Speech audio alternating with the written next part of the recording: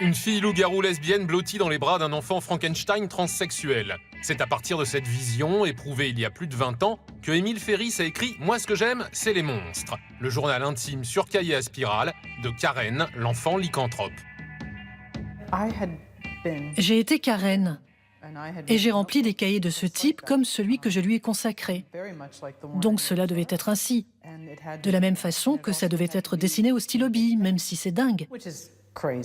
Pas autant que l'histoire d'Émile, qui à 40 ans contracte un virus, tombe dans le coma, apprend qu'elle ne pourra jamais plus marcher, ni se servir de sa main droite. Sauf qu'à force de volonté, elle enraye la malédiction et commence ce livre monumental, qui est aussi son premier. Quand je suis tombée malade et que j'ai perdu l'usage de ma main, vous pouvez voir que la gauche est nettement plus fluide, qu'il m'est plus compliqué de bouger la droite.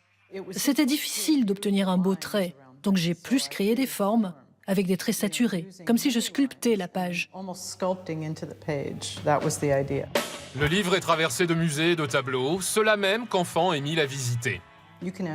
Il est possible d'entrer dans un tableau, d'en trouver l'essence, s'approprier son langage.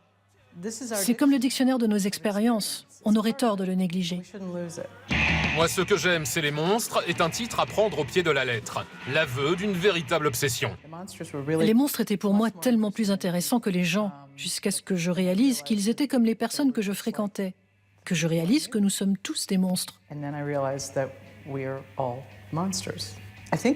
Le livre a essentiellement trait à ce que nous ne nous autorisons pas à connaître de nous-mêmes, de nos familles, de notre communauté et de notre histoire.